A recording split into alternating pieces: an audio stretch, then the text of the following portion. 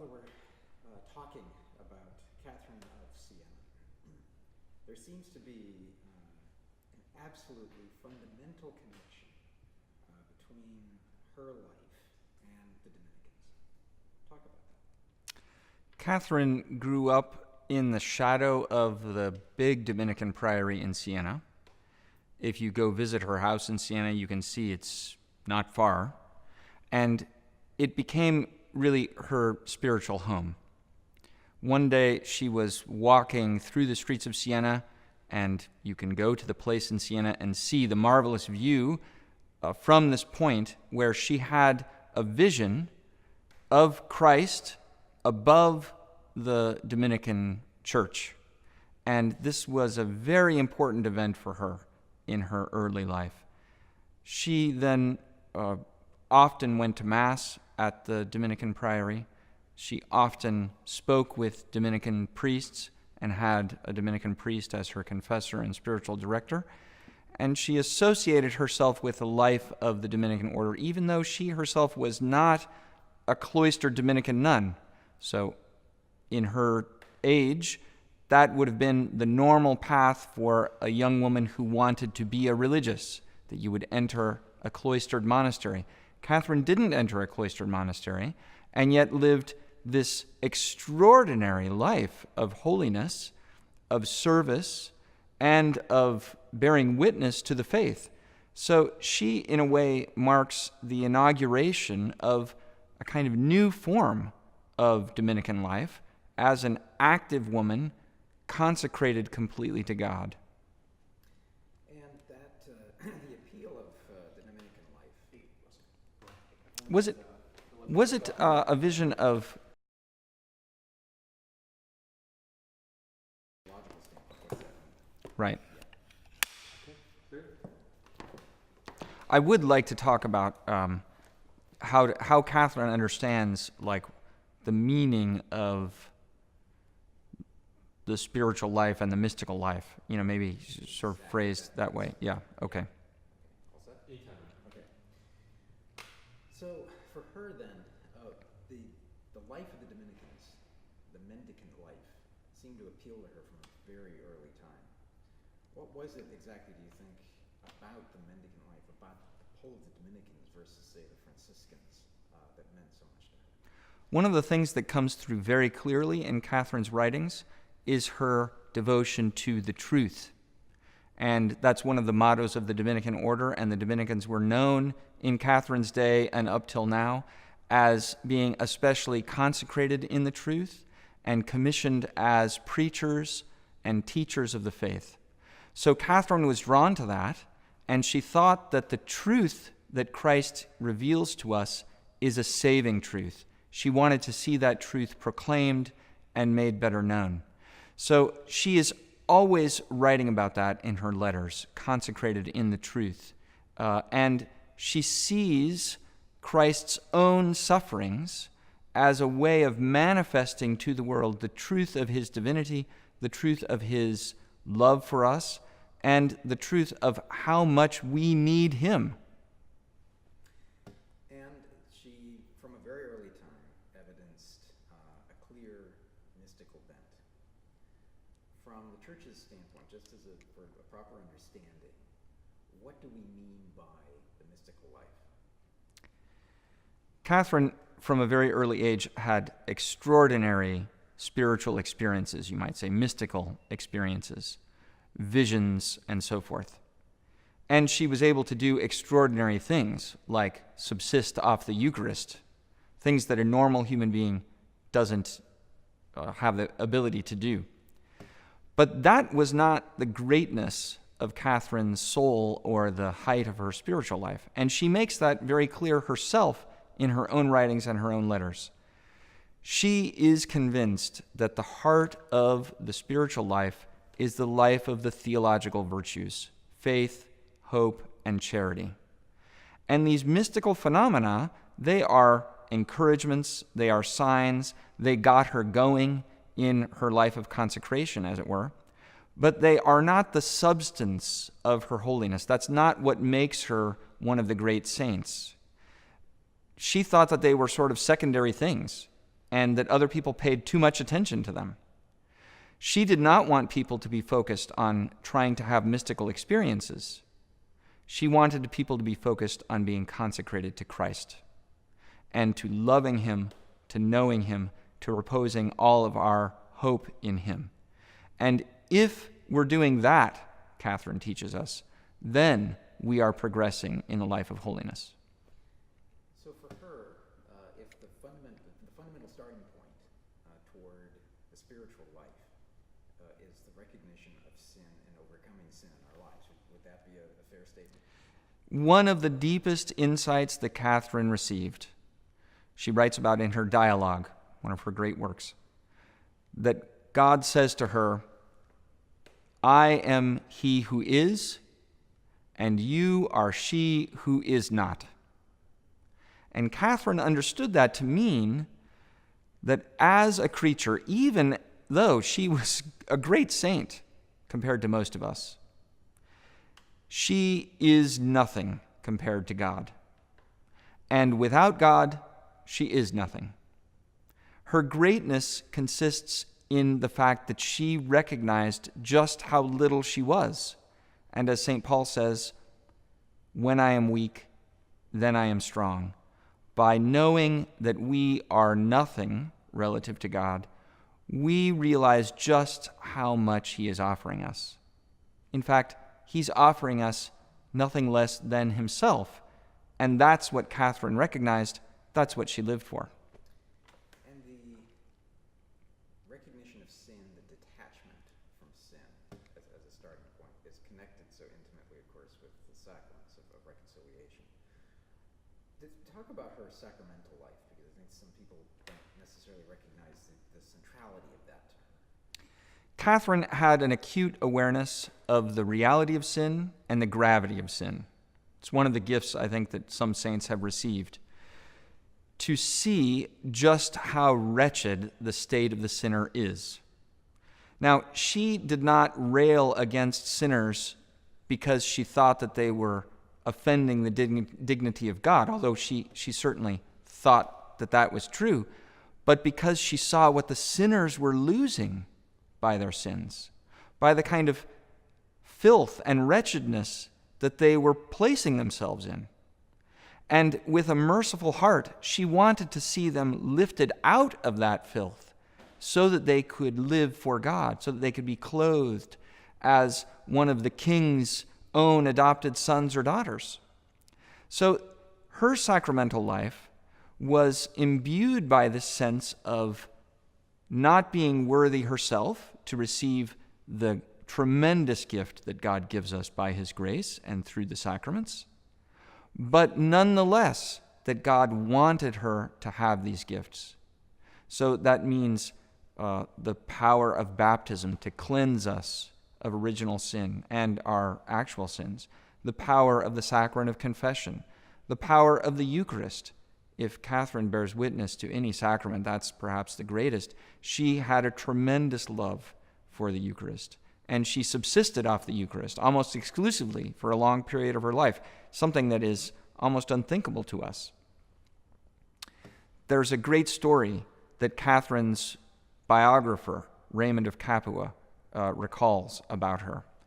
He was celebrating Mass one day, and, maybe I should back up.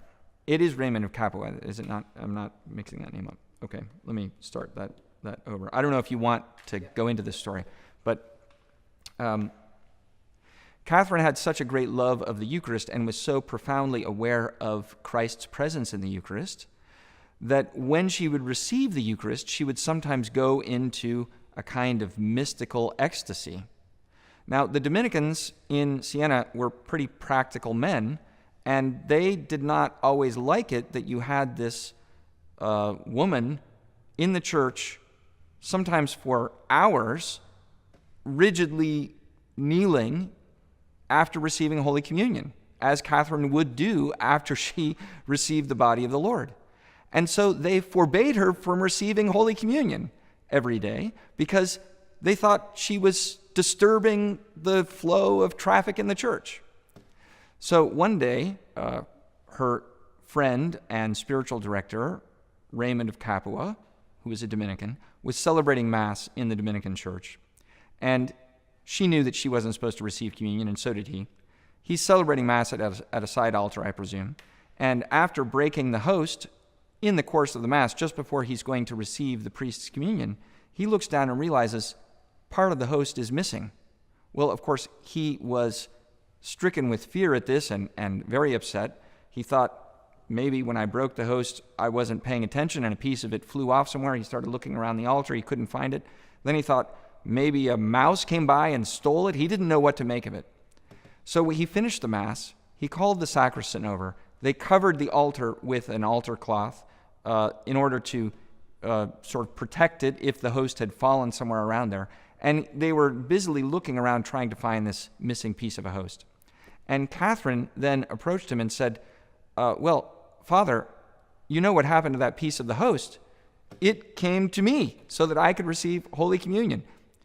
An extraordinary miracle. We might say, well, that sounds almost hard to believe, but it tells us something about the power that Catherine saw in the Eucharist and her tremendous devotion to it. The fact, though, that she was willing to forego receiving communion at the request of the Dominicans hits on something that strikes me as very important to her, and that was obedience, a submission to the rightful authority of the Church and to her spiritual directives. Catherine was attracting a lot of attention because she was an extremely holy person, and there seemed to be extraordinary things happening around her. And so the Dominicans, who were charged with her spiritual care, wanted to verify whether this was authentic or whether it was not. They assigned Raymond of Capua to go and meet with her, and he began interviewing her with a little bit of skepticism. But he very quickly came to see that there was something profoundly true in what she was saying, and in fact, he himself experienced some extraordinary graces as a result of Catherine's own intercession for him. And he very quickly came to see that she was the real deal. But she did have to go through a period of testing, and she was extremely obedient to that. And I think that, in a way, proved her authenticity, the fact that she was willing to accept what probably was rather difficult for her humanly, out of obedience to the direction of her spiritual director. How is she a kind of antidote to those who would say, well, I'm spiritual but not religious? Catherine does not acknowledge a spirituality apart from God and apart from Christ. If you read her works, you cannot miss that fact. She writes every letter. She begins it with a salutation, I'm writing you in the precious blood of Christ. She saw everything in relation to him. And so to have a spiritual life or a kind of mysticism detached from Christ would be a spiritual life or a mysticism detached from the truth, detached from the source of spiritual life. And I think Catherine would be extremely skeptical of something like that. So in the development of the spiritual life, she focused on the detachment from sin, the role of the sacraments, and you mentioned it a little while ago. The perfection of the virtues in our lives is also a key starting point for any spiritual progress. From a Dominican standpoint, of course, that's very important. But let's focus a bit on that the importance of the virtues, theological and cardinal, in the spiritual life. Catherine is an extraordinary saint and an extraordinary mystic for a lot of reasons. One of the striking things as a Dominican theologian when I read her is how theological she is. And in fact, it's more extraordinary when you realize that she did not have any formal education.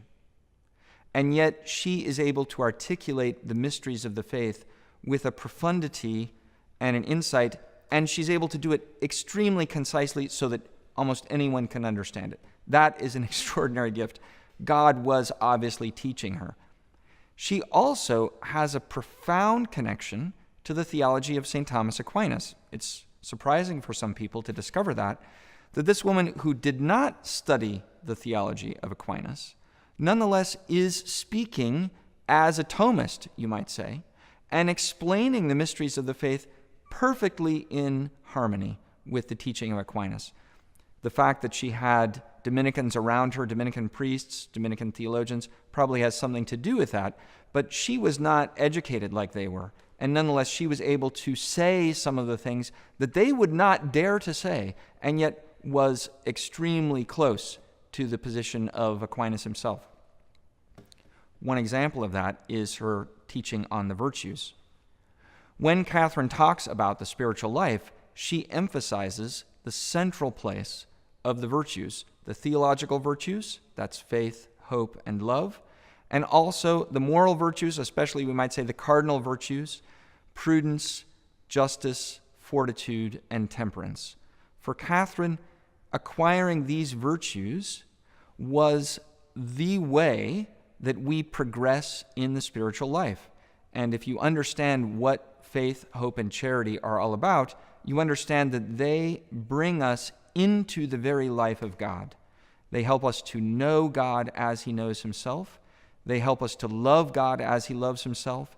They help us to live the life of God in our own souls. They're the way that God dwells in us, the way that God assimilates us, shapes us to himself.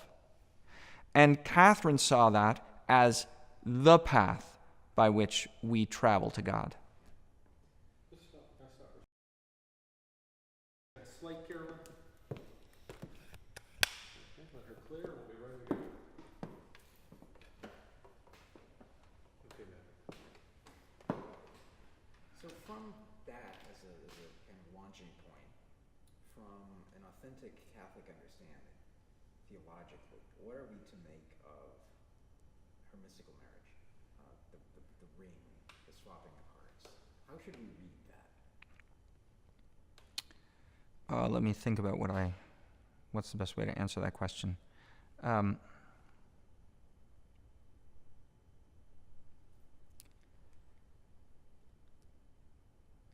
If when we talk about Catherine's mystical marriage, we're only talking about an extraordinary phenomena, a vision, God speaking to her, something like that, it's interesting, but it's not as fundamentally important as the way Catherine understood this to be a profound bond of love with Christ. Not just a mystical experience, but a gift from him to be united to him, to belong to him, to receive his heart, and to have her heart, small, weak, sinful, taken from her, so that Christ would take away her sinfulness, her weakness, and give him the strength of his charity. If you think about what that really means, it means that she now was to live a life where the love of God, the love of Christ, was simply her love. She would have in her the very love of God, and that she would be able to act out of that love with the kind of love that Christ has for the world, a sharing in his heart. It's an extraordinary image for the way divine charity is given to us and transforms us from the inside out, so that we can live a life that really is supernatural. And if you say anything about Catherine, you have to say the life she lived was transformed by grace. It was supernatural. Sort of to tie everything together, of the virtues of detachment from sin. In a nutshell, how is Catherine a model for us that you cannot progress in the spiritual life unless you also progress in the moral life? Well, I think Catherine would not even recognize a difference between the spiritual life and the moral life. The moral life for her is not just about obeying the rules and therefore receiving a reward of mystical experiences. No. For her, the moral life is the spiritual life. It's about drawing close to Christ. And as you draw close to the light, the darkness recedes. You cannot stand in the darkness and also in the light. So you simply have to walk away from the sin in order to step into the light of Christ. And in fact, you might even put it differently for Catherine. Christ, the light, comes to us, and by his grace frees us from the darkness of sin and gives us a share in his light. And that is what Catherine experienced. That's how she understands the spiritual life. Relating to the question of obedience, some people love to focus on her pleas to Pope Gregory XI to leave Avignon and return to Rome. How would you respond to the argument or the claim that somehow she bullied the Pope and therefore that this demonstrates the weakness of the papacy, and on the one hand, or on the other, that she was arrogant and overreaching? It is extraordinary that a woman in her epoch and of her social standing, she was not a noblewoman, and of her level of education, basically zero formal education, was able to convince priests, bishops, and ultimately even the Pope to do what she was telling them was necessary. Now you might wonder, is she bullying them? Is she manipulating them? No, she was not manipulating them. She was speaking to their conscience. If you read her letters to Pope Gregory, encouraging him, exhorting him to return from Avignon to Rome, what is she doing? She is telling him, you are the vicar of Christ. Do what Christ is asking you to do. And in fact, even more than that, I think what was very persuasive to Gregory, she was able to speak to him about some of the private promises he had made in his personal prayers to God. And Catherine was saying, listen, you promised this. How did she know that? That's a good question. Seems like perhaps God had revealed it to her somehow. But Gregory was cut to the heart by Catherine's witness. She knew what was right and what was wrong. She was not afraid to tell people that they needed to do what was right and flee from what was wrong, even when that was maybe not socially acceptable for her to do. And by living an exemplary life and speaking from that kind of Christian conviction, she raised up people around her to begin living a more holy life themselves and to begin doing what was right. She was the voice of conscience, you might say.